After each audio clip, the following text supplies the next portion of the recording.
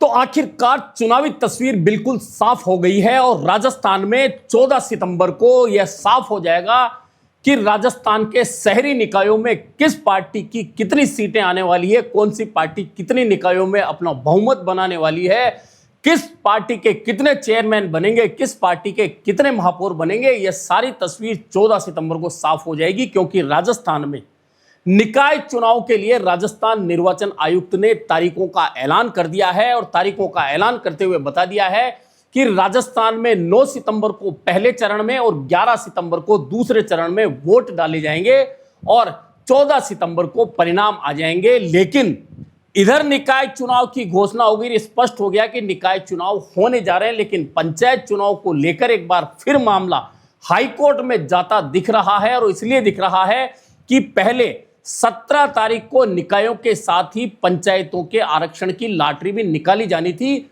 लेकिन एक आदेश आया जिसमें कहा गया कि पंचायत चुनाव के लिए आरक्षण की लॉटरी 17 और 18 सितंबर को निकाली जाएगी, यानी कि एक महीने आगे खिसका दिया गया। और इसके बाद में पहले से जो याचिका लगाने वाले थे, जिनकी याचिका पर फैसला लेते हुए इन चुनाव की घोषणा हाईकोर्ट में करनी पड़ी थी, कार्यक्रम देना पड़ा था निर्वाचन आयोग को और सरकार को, अब वही पूर्व विधायक संयम लोढ़ा ने नोटिस भिजवा दिए हैं कानूनी रूप से और कह दिया है कि यह अदालत की अवमानना है लॉटरी एक महीने खिसकाए जाने के कारण, क्योंकि राजस्थान हाई कोर्ट में जो कार्यक्रम दिया गया था उस कार्यक्रम के अनुरूप लॉटरी हो जानी चाहिए थी 25 तारीख से पहले, लेकिन एक महीने आगे लॉटरी कर दी गई। खैर यह अब हाई कोर्ट देखेगा। लेकिन इधर निकाय चुनाव की घोषणा होने के साथ ही दोनों पार्टियों ने अपनी अपनी रणनीति को सामने लाना शुरू कर दिया है।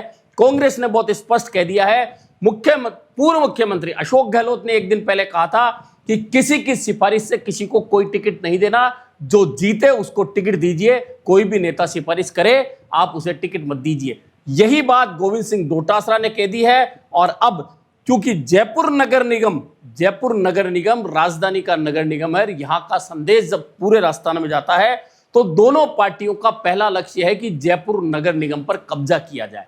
तो जयपुर शहर जिला कांग्रेस के अध्यक्ष सुनील शर्मा ने आज मीडिया से बात की और कह दिया कि हम टिकट वितरण में युवाओं को तो तरजीह देंगे लेकिन गद्दारों को नहीं देंगे। अब यह गद्दार कौन है? गद्दार शब्द को लेकर पहले प्रताप सिंह खाचरियावास बोल चुके हैं कि मैं जानता हूं किसने विधानसभा चुनाव में साथ दिया, किसने लोकसभा चुनाव में साथ दिया, किसने बगावत की, किसने गड़बड़ की, उन लोगों को किसी भी स्थिति में टिकट नहीं देंगे। अब जिला अध्यक्ष सुनील शर्मा ने भी यही बात कह दी है, यानी कि जो पार्षद अंतिम समय में जैसे ही कांग्रेस की सरकार यहां से गई और भाजपा की आई, कुछ पार्षद कांग्रेस छोड़कर भाजपा की गोदी में बैठ गए, वहां चेयरमैन बन गए। एक तो वे टारगेट पर हैं, दूसरे कुछ वर्तमान पार्षद और चुनाव लड़ने वाले भी टारगेट पर हैं जिनको टिकट नहीं दिया जाना है। यह विधायकों की और विधायक प्रत्याशियों की मंशा है। लेकिन इधर प्रदेश कांग्रेस ने इस बार बहुत स्पष्ट कर दिया है कि 30 से 50 साल के युवाओं को सर्वाधिक टिकट दिए जाएंगे और इसका फार्मूला ही बदल दिया गया। दरअसल एक क्यूआर कोड दे दिया है कांग्रेस ने, उस क्यूआर कोड पर आपको अपना आवेदन करना है और उस आवेदन को कांग्रेस परखेगी कि उस आवेदनकर्ता में क्या योग्यता है और क्या वह विनेबिलिटी है और क्या वह चुनाव जीत सकता है और क्या कांग्रेस के प्रति वह हमेशा वफादार रह सकता है। यह सब चीज कांग्रेस परखेगी, इसलिए क्यूआर कोड के जरिए आवेदन मांगे। हालांकि ब्लॉक अध्यक्ष और जिला अध्यक्ष के जरिए भी आवेदन दिए जा सकते हैं ऑफलाइन, लेकिन कांग्रेस का उद्देश्य यह है कि ऑनलाइन फॉर्म लिए जाएं। इसका एक फायदा होगा कि कांग्रेस के पास में आवेदनकर्ताओं का डेटा इकट्ठा हो जाएगा।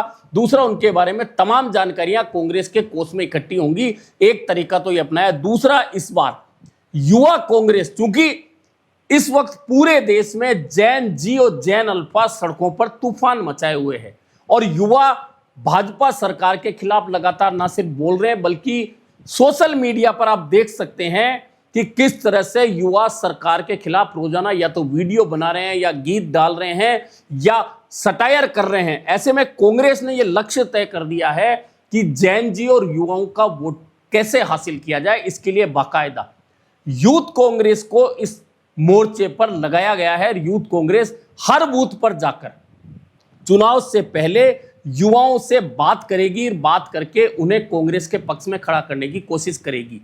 कांग्रेस ने बहुत पहले से इन चीजों की तैयारी कर ली थी और विधानसभावार प्रभारी भी लगा दिए थे, लेकिन उधर अगर भाजपा की बात करें तो भाजपा में इस बार तैयारी नहीं लग रही।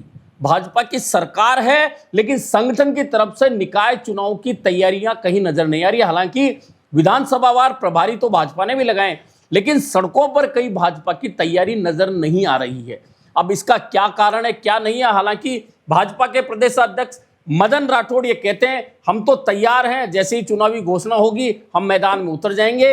लेकिन जयपुर शहर में इस समय कांग्रेस के बजाय भाजपा में देखा जाए तो तैयारियां इसलिए भी प्रभावित हुई है कि जो संचालन समिति बनाई थी भाजपा ने, उन संचालन समिति को अचानक बदल दिया गया। और अचानक बदल दिया गया तो इसके पीछे कारण क्या थे? कहा जा रहा है कि इसके अंदर कहीं ना कहीं नेताओं के अंदर फ्रैक्शन आ गया था, इस वजह से उस कमेटी को बदल दिया गया। लेकिन भाजपा क्योंकि सरकार है, सत्ता जिसकी होती है प्रशासन उसके साथ होता है, ऐसा भरोसा है। फिर भी 150 वार्डों में भाजपा हमेशा यह सोचती है कि जयपुर पर हमारा कब्जा रहा है और इस बार भी हम कब्जा करेंगे। लेकिन इस बार कांग्रेस की तैयारियां सड़क पर संगठन स्तर पर ज्यादा बेहतर दिख रही है, तो यह तो तय है। दूसरी ओर जो मुद्दे हैं, चाहे वह यूजीसी का हो चाहे युवाओं का है, उसे कांग्रेस लपकना चाहती है। इसमें यह तो तय मान के चलिएगा कि इस बार भाजपा को जयपुर शहर में भले ही बहुमत मिल जाए लेकिन बड़ी आसानी से नहीं मिलने वाला। यानी कि जयपुर शहर में भाजपा और कांग्रेस के बीच में अब बेहतर टक्कर देखने को मिल सकती है। अब इस टक्कर में बहुमत किसका होगा, महापौर कौन बनाएगा, यह अलग बात है। लेकिन कुल मिलाकर जयपुर नगर निगम पर कब्जे को लेकर इस बार हमेशा से ज्यादा बड़ी लड़ाई दिखाई देगी। और यही कारण है कि कांग्रेस ने इस बार स्पष्ट कर दिया है कि ना सिर्फ हम एरिया वाइज अपना घोषणा पत्र बनाएंगे बल्कि चौराहे पर होर्डिंग लगाएंगे बाकायदा कि हमारी यह घोषणाएं हैं और हम इन्हें जयपुर के लिए पूरा करेंगे। ऐसे में जयपुर की जनता हमारा साथ दे।